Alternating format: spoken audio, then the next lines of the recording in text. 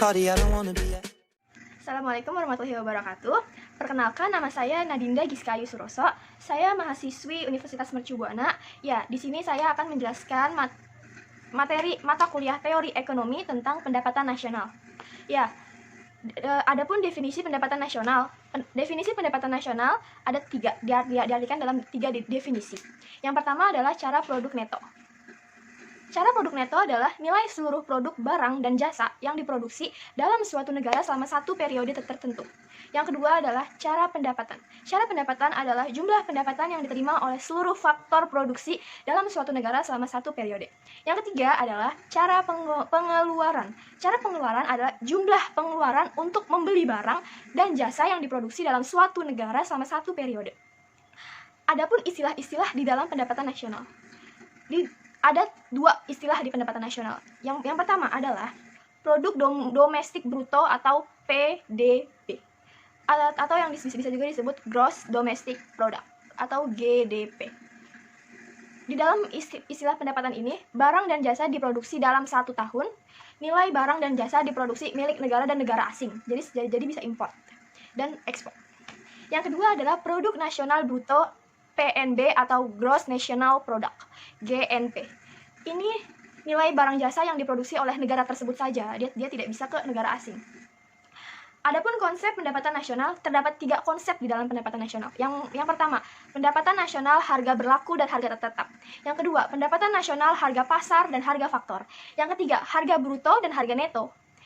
Adapun cara perhitungan di dalam pendapatan nasional, terdapat 3 cara perhitungan di dalam pendapatan nasional. Yang pertama adalah cara pengeluaran. Cara pengeluaran adalah dengan menjumlahkan nilai pengeluaran dari berbagai golongan.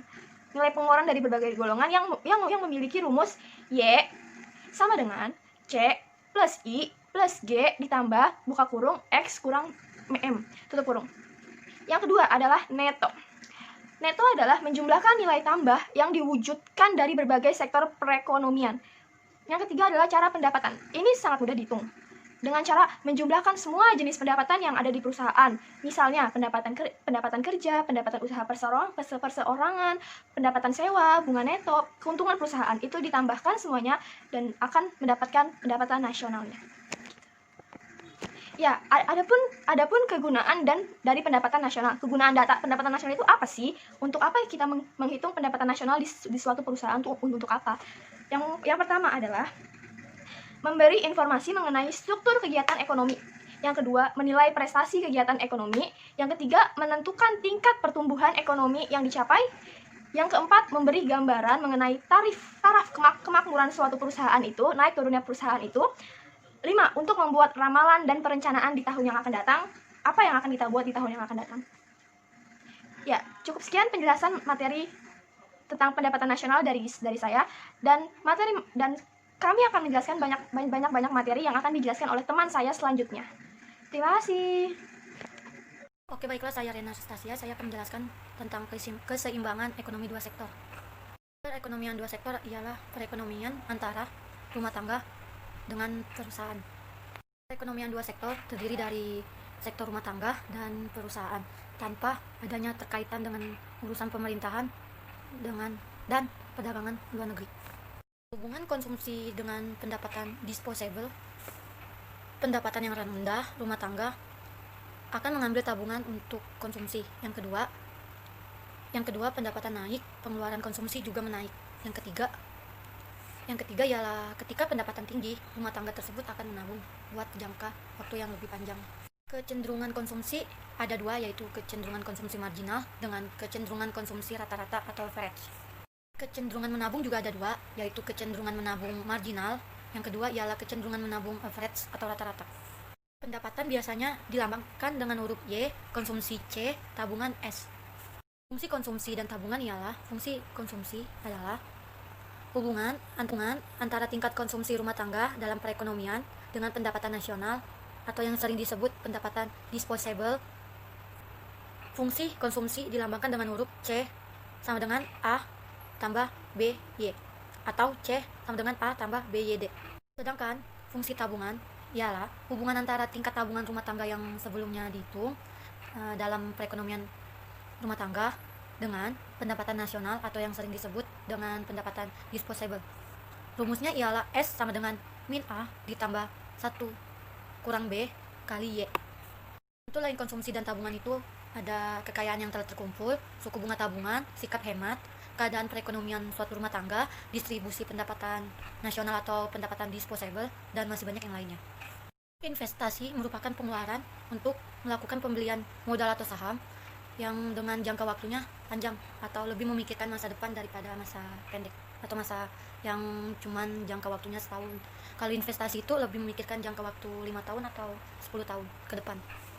Apabila suku bunga tinggi, investasi pada suatu tahun akan berkurang, dan apabila suku bunganya rendah atau turun, investasi tersebut akan bertambah dan terus bertambah. Untuk investasi itu ada dua, yaitu investasi otonomi dan investasi terpengaruh. Investasi otonomi itu bentuk kurvanya sejajar, kalau bentuk kurva investasi terpengaruh itu semakin tinggi dan ke kanan atas. Terdapat 3 cara metode penentuan tingkat keseimbangan perekonomian negara. Pertama yaitu dengan membandingkan pendapatan nasional dengan pengeluaran agregat. Yang kedua dengan menggunakan grafik. Yang ketiga dengan menggunakan perumusan aljabar, pendekatan aljabar. Nilai multiplier merupakan suatu pengeluaran atau penambahan pendapatan nasional dengan jumlah penambahan atau pengurangan dalam pengeluaran agregat yang menimbulkan perubahan dalam pendapatan nasional. Oke, saya Rena Anastasia, saya akan menjelaskan tentang bab 10 tentang keseimbangan ekonomi 3 sektor. Ekonomi 3 sektor itu terdiri dari rumah tangga, perusahaan, dan pemerintah. Peranan pemerintah dalam ekonomi 3 sektor ini sangat diperhatikan dan sangat penting. Jenis-jenis pajak dalam sistem pemungutannya ada 2, yaitu sistem pajak langsung dan sistem pajak tidak langsung. Sistem pajak langsung itu wajib pajak tersebut membayar sendiri pajaknya ke kantor pajak, dan kalau pajak tidak langsung itu bisa dilimpahkan ke orang yang dipercaya perusahaan seperti bendahara atau yang lainnya. Contoh dari pajak langsung yaitu pajak penghasilan, dan contoh pajak tidak langsung itu pajak pertambahan nilai. Jenis-jenis pajak berdasarkan tarif pajak itu terdiri dari 3. Pertama, pajak regresif, itu berdasarkan persentase yang menurun. Yang kedua, pajak proporsional, itu menggunakan persentase yang tetap. Yang ketiga, pajak progresif, itu dengan menggunakan persentase yang menaik. Rumus pajak yaitu YD sama dengan Y kurang T, yaitu pajak yang dipungut akan mengurangi pendapatan disposable. Ada 2 bentuk pajak ke konsumsi dan tabungan rumah tangga: pengaruh pajak tetap dan pengaruh pajak proporsional. Kalau pajak tetap itu pendapatan disposable-nya sama, tetapi pengeluaran konsumsi dan tabungan rumah tangganya itu ke atas atau naik. Kalau pajak proporsional itu pengaruhnya ke atas dalam tabungan dan konsumsi suatu pengeluaran. Kecondongan mengkonsumsi itu terdiri dari 2, kecondongan mengkonsumsi marginal pendapatan disposable dengan kecondongan mengkonsumsi marginal secara pendapatan nasional. Kecondongan mengkonsumsi marginal pendapatan disposable atau MPC adalah rasio antara pertambahan konsumsi dengan pertambahan pendapatan disposable. Yang kedua, kecondongan mengkonsumsi marginal pendapatan nasional atau MPCY adalah rasio antara pertambahan konsumsi dengan pertambahan pendapatan nasional. Dalam perekonomian 3 sektor dengan pajak tetap, maka MPC sama dengan MPCY. Kecondongan menabung marginal pendapatan disposable atau MPS adalah rasio antara pertambahan tabungan dengan pertambahan pendapatan disposable.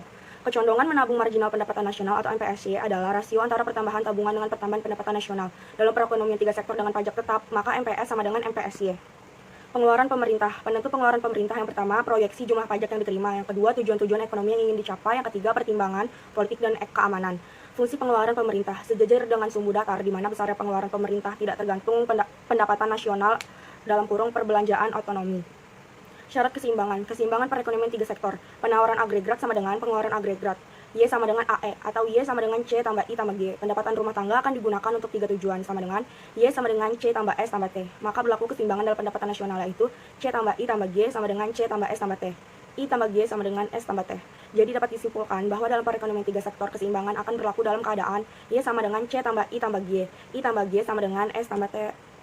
Multiplier dalam perekonomian 3 sektor. Dalam perekonomian 3 sektor, perubahan perbelanjaan agregat bukan saja diakibatkan oleh perubahan dalam investasi, tetapi juga oleh pajak dan pengeluaran pemerintah. Besarnya nilai multiplier dan perubahan berbagai faktor tersebut terdiri dari 3 jenis multiplier, yaitu multiplier investasi, pengeluaran pemerintah, dan pajak. Kebijakan fiskal. Kebijakan fiskal adalah kebijakan ekonomi yang digunakan pemerintah untuk mengelola atau mengarahkan perekonomian ke kondisi yang lebih baik atau diinginkan, dengan cara mengubah-ubah penerimaan dan pendapatan pemerintah. Tujuan dari kebijakan fiskal yang pertama mencapai stabilitas perekonomian, yang kedua memacu dan mendorong terjadinya pertumbuhan ekonomi, yang ketiga memperluas dan menciptakan lapangan kerja, yang keempat menciptakan terwujudnya keadilan sosial bagi masyarakat, yang kelima mewujudkan pendistribusian dan pemerataan pendapatan. Anggaran belanja pemerintah. Yang pertama, anggaran tidak berimbang dibagi menjadi dua, yaitu anggaran defisit adalah anggaran ketika penerimaan lebih kecil dari pengeluaran. Yang kedua, anggaran surplus adalah anggaran ketika penerimaan lebih besar dari pengeluaran. Berikutnya, anggaran berimbang adalah anggaran ketika pengeluaran yang direncanakan pemerintah akan sama dengan penerimaan. Assalamualaikum warahmatullahi wabarakatuh. Nama saya Tisa Martaristi dari jurusan Akuntansi Universitas Mercubuana. Dalam kesempatan kali ini saya akan menjelaskan tentang keseimbangan perekonomian 4 sektor. Pertama, di keseimbangan perekonomian 4 sektor itu ada dua perekonomian. Ada yang pertama perekonomian tertutup dan perekonomian terbuka. Perekonomian tertutup adalah perekonomian yang tidak berinteraksi dengan perekonomian lain di dunia. Contohnya perekonomian 2 sektor dan 3 sektor. Yang kedua ada perekonomian terbuka, adalah perekonomian yang berinteraksi secara bebas dengan perekonomian lain di dunia. Contohnya perekonomian 4 sektor. Nah, perekonomian 4 sektor ini meliputi kegiatan ekspor dan impor. Nah, di perekonomian terbuka tadi ada beberapa definisi. Yang pertama ekspor. Ekspor adalah barang dan jasa yang diproduksi di dalam negeri dan dijual di luar negeri. Sedangkan impor adalah barang dan jasa yang diproduksi di luar negeri dan dijual di dalam negeri. Nah, ekspor sendiri ada namanya ekspor neto yang dilambangkan dengan NX. Ekspor neto adalah nilai ekspor suatu negara dikurangi nilai impornya. Ekspor neto juga disebut dengan neraca perdagangan. Selanjutnya ada yang namanya defisit perdagangan. Defisit perdagangan adalah situasi di mana ekspor neto atau NX-nya itu negatif, di mana impor lebih besar daripada ekspor. Yang kedua ada yang namanya surplus perdagangan. Surplus perdagangan adalah situasi di mana ekspor neto atau NX positif, yang berarti ekspor lebih besar daripada impor. Yang ketiga ada perdagangan seimbang, adalah situasi di mana ekspor neto bernilai 0, berarti ekspor sama dengan impor. Nah, faktor-faktor penentu ekspor neto itu ada 6. Pertama, selera konsumen pada barang produksi dalam negeri dan luar negeri. Kedua, harga barang di dalam dan di luar negeri. Ketiga, nilai tukar atau kurs. Keempat, pendapatan konsumen di dalam dan di luar negeri. Kelima, biaya mengirimkan barang dari satu negara ke negara lain. Keenam, kebijakan pemerintah tentang perdagangan internasional. Selanjutnya ada peran ekspor neto. Yang pertama adalah C, yaitu konsumsi rumah tangga atas barang atau jasa ekspor dan impor yang dirumuskan dengan CD plus CF. Kemudian ada I, yaitu investasi atas barang dan jasa ekspor dan impor yang dirumuskan dengan ID plus GF. Selanjutnya ada G, yaitu belanja pemerintah atas barang atau jasa ekspor dan atau impor yang dirumuskan dengan GD plus GF. Selanjutnya ada rumus AE sama dengan C plus I plus G plus NX. Nah, gunanya rumus ini adalah karena dalam perekonomian terbuka, persamaan perbelanjaan agregat meliputi pembelanjaan agregat ke atas produksi dalam negeri dan pengeluaran impor. Selanjutnya ada fungsi ekspor. Fungsi ekspor dilihat sebagai pengeluaran otonomi, yaitu tingkatnya tidak dipengaruhi oleh pendapatan nasional. Penentu ekspor antara lain cita rasa penduduk negara lain, kemajuan ekonomi negara lain, dan perkembangan teknologi dalam negeri. Selanjutnya ada fungsi impor. Fungsi impor sebagai pengeluaran terpengaruh, yang berarti semakin tinggi pendapatan nasional, maka semakin tinggi pula impornya. Selanjutnya kita masuk ke dalam keseimbangan perekonomian terbuka. Perekonomian akan mencapai keseimbangan apabila penawaran agregat sama dengan pengeluaran agregat. Dalam perekonomian terbuka, keadaan keseimbangan tersebut dirumuskan dengan Y plus M sama dengan C plus I plus G plus X, di mana Y plus M adalah penawaran agregat dan C plus I plus G plus X adalah pengeluaran agregat. Nah, dari persamaan di atas disimpulkan dalam perekonomian terbuka. Selanjutnya kita masuk ke dalam keseimbangan perekonomian terbuka. Perekonomian akan mencapai keseimbangan apabila penawaran agregat sama dengan pengeluaran agregat. Dalam perekonomian terbuka, keadaan keseimbangan tersebut dirumuskan dengan Y plus M sama dengan C plus I plus G plus X, di mana Y plus M adalah penawaran agregat dan C plus I plus G plus X adalah pengeluaran agregat. Nah, dari persamaan di atas disimpulkan dalam perekonomian terbuka. Keseimbangan pendapatan nasional bisa dicapai apabila rumusnya Y sama dengan C plus I plus G plus dalam kurung X min M.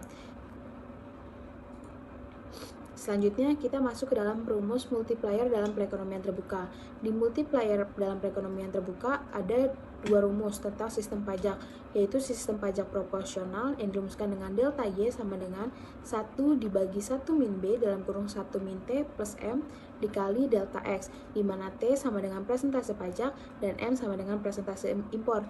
Nah, yang kedua ada sistem pajak tetap, di mana T sama dengan 0.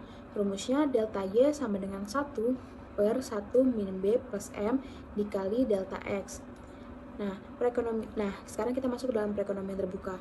Di perekonomian terbuka, setiap perubahan ekspor dan impor akan secara otomatis menyebabkan perubahan dalam pendapatan nasional dan tingkat kegiatan ekonomi negara. Sifat ekspor dan impor yang berbeda tidak dapat secara serentak mengatasi masalah pengangguran pada waktu yang sama. Untuk mengatasi pengangguran atau penggunaan tenaga kerja penuh dengan menambah pengeluaran agregat dapat menyebabkan impor lebih besar daripada ekspor, yang berarti akan terjadi defisit neraca pembayaran. Nah, selanjutnya, perekonomian berusaha mencapai tingkat kegiatan ekonomi yang tinggi bila memungkinkan. Nah, tanpa inflasi, yang berarti neraca pembayaran akan menguntungkan. Nah, supaya neraca pembayaran menguntungkan, perlu adanya langkah dari pemerintah, yaitu pertama, kebijakan menekan pengeluaran. Yang kedua, kebijakan memindahkan pengeluaran. Nah, di kebijakan menekan pengeluaran, langkah pemerintah untuk menstabilkan neraca pembayaran yang sedang dalam keadaan defisit dengan melakukan tindakan yang akan mengurangi pengeluaran agregat. Tujuannya supaya impor dapat turun tanpa mengurangi ekspor. Nah, kegiatan menekan pengeluaran ini bisa dilakukan dengan cara menaikkan pajak pendapatan, menaikkan tingkat bunga, dan mengurangi pengeluaran pemerintah. Selanjutnya, yang kedua, ada kebijakan memindahkan pengeluaran. Nah, kebijakan memindahkan pengeluaran ini dapat dilakukan dengan langkah pemerintah untuk menstabilkan sektor luar negeri yang sifatnya mendorong masyarakat mengurangi impor, melakukan konsumsi lebih banyak atas barang negeri, dan meningkatkan ekspor. Nah, dilakukan pada saat perekonomian mengalami masalah defisit secara pembayaran dan pada waktu yang sama menghadapi masalah pengangguran yang tinggi. Pertama, caranya bisa dengan memindahkan pengeluaran secara paksa, contohnya mempertinggi pajak impor atau melakukan pembatasan kuota impor. Yang kedua, memindahkan pengeluaran dengan membuat perangsang untuk mengekspor, contohnya pembebasan pajak atas bagian dari keuntungan yang berhubungan dengan ekspor. Sekian penjelasan dari saya, jika ada yang kurang jelas, mohon maaf, terima kasih. Wabillahi taufiq wal hidayah, wassalamualaikum warahmatullahi wabarakatuh. Inflasi. Definisi inflasi. Tingkat inflasi adalah persentase kecepatan kenaikan harga-harga dalam suatu tahun tertentu. Biasanya digunakan sebagai ukuran untuk menunjukkan sampai di mana buruknya masalah ekonomi yang dihadapi suatu negara pada tahun tersebut. Inflasi dibagi menjadi 3 tingkatan. Yang pertama, inflasi yang rendah, yaitu berkisar 2-4% per tahun. Yang kedua, inflasi lebih serius, yaitu mencapai 5-10% atau lebih tinggi. Yang ketiga, angka inflasi ratusan atau hiperinflasi, terjadi jika ada peperangan atau ketidakstabilan politik. Berikutnya, inflasi dibagi menjadi 2, yaitu inflasi tarikan permintaan dan juga inflasi desakan biaya. Yang pertama, inflasi tarikan permintaan terjadi apabila sektor perusahaan tidak mampu dengan cepat melayani permintaan masyarakat yang terjadi di pasar produknya. Yang kedua, inflasi desakan biaya terjadi pada saat perekonomian hampir atau telah mencapai tingkat penggunaan tenaga kerja penuh, yaitu ketika perekonomian terjadi menghadapi masalah kekurangan tenaga kerja.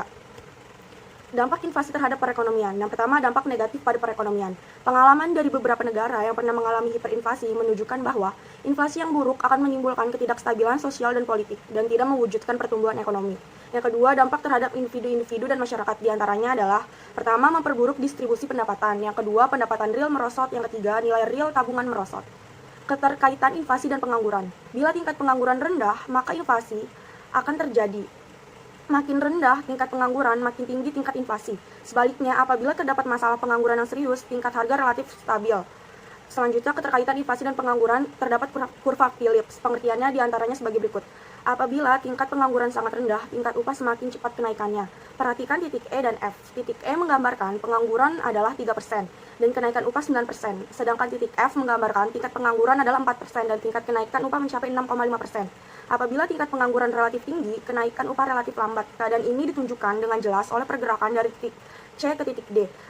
Pengurangan tingkat pengangguran dari 10% ke 8% hanya menaikkan upah sebanyak hampir 1,5%.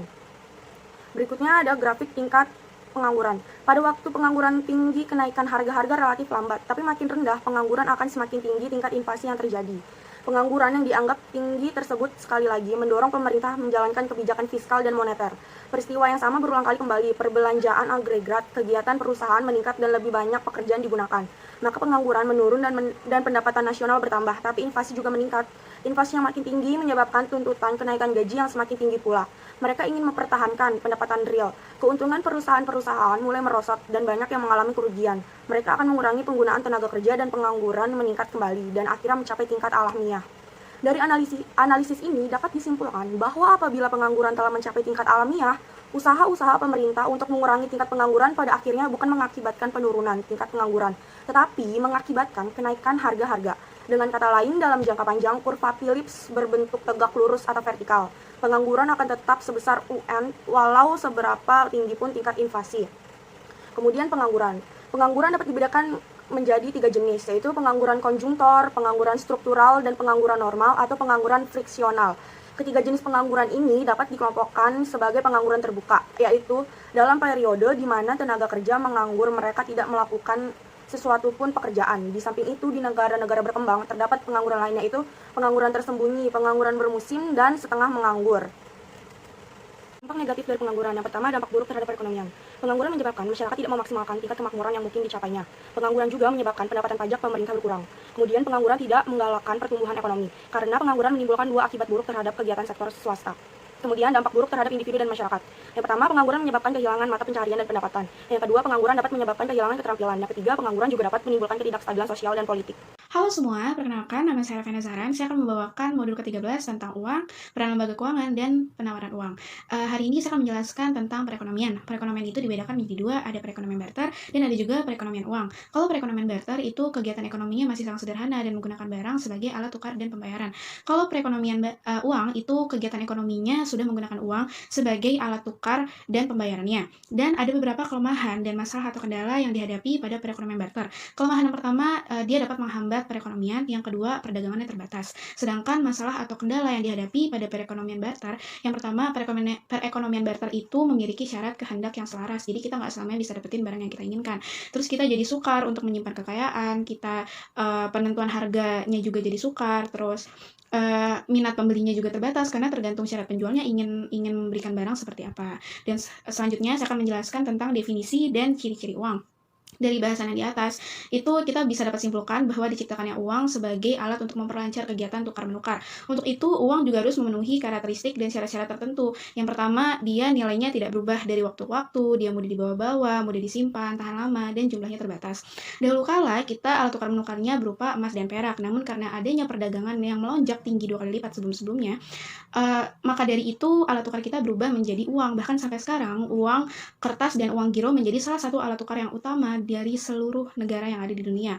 Uang juga memiliki peran yang penting. Yang pertama, dia sebagai alat tukar menukar. Yang kedua, dia sebagai satuan nilai. Yang ketiga, sebagai ukuran pembayaran yang tertunda. Yang keempat, dia sebagai penyimpanan suatu nilai. Nah, selanjutnya saya akan membahas tentang peran lembaga keuangan. Lembaga keuangan itu adalah semua perusahaan yang kegiatan utamanya meminjamkan uang kepada konsumen dan mengeluarkan bunga untuk pendapatan mereka. Nah, lembaga keuangan di Indonesia itu banyak banget. Ada pasar saham, ada perusahaan asuransi, ada bank, ada perusahaan peminjaman, dan lain-lain. Sebelum itu, saya juga akan menjelaskan tentang bank umum dan bank sentral. Bank umum itu adalah salah satu bank yang penting dan berpengaruh pada perekonomian di Indonesia. Bank umum juga memiliki beberapa keistimewaan. Yang pertama, kesanggupannya untuk menciptakan tabungan dan dapat mengeluarkan cek sewaktu-waktu, kemampuannya untuk menciptakan daya beli yang baru dan menghapuskan daya beli yang sudah ada. Yang ketiga, kemampuannya untuk mengatur tingkat kekayaannya sendiri dan tingkat perekonomiannya sendiri sesuai dengan gerak ekonomi yang ada di Indonesia. Sedangkan kalau bank sentral itu adalah bank yang diberikan tugas dan mandat oleh pemerintah untuk mengawasi lembaga-lembaga keuangan lainnya termasuk bank umum tadi. Dia juga bertugas untuk mengawasi tingkat ekonomi Indonesia dan juga bertugas untuk mengawasi kegiatan perekonomian yang ada di Indonesia. Bank sentral yang ada di Indonesia itu contohnya Bank Indonesia.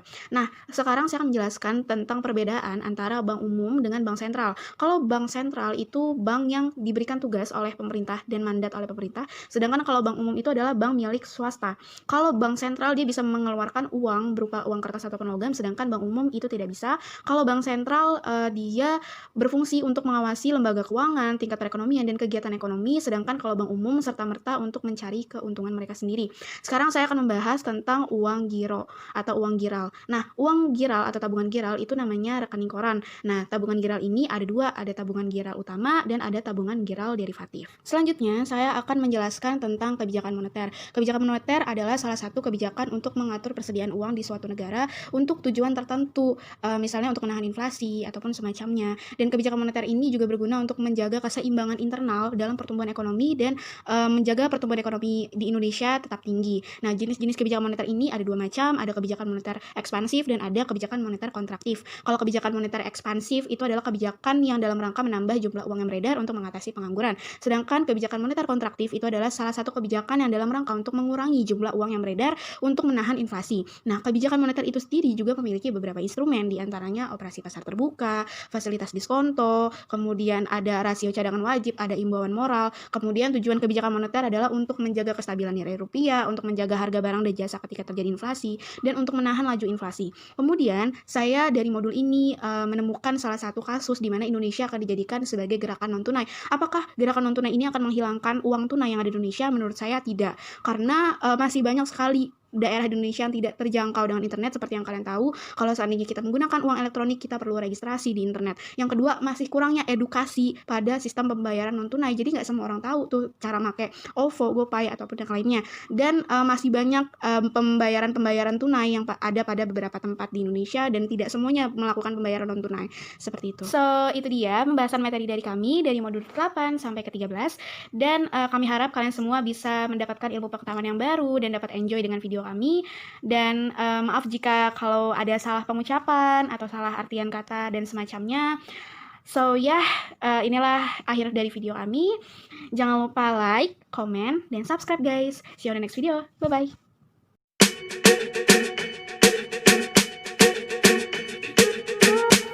I'm at a party I don't wanna be at, and I don't ever wear a suit and tie.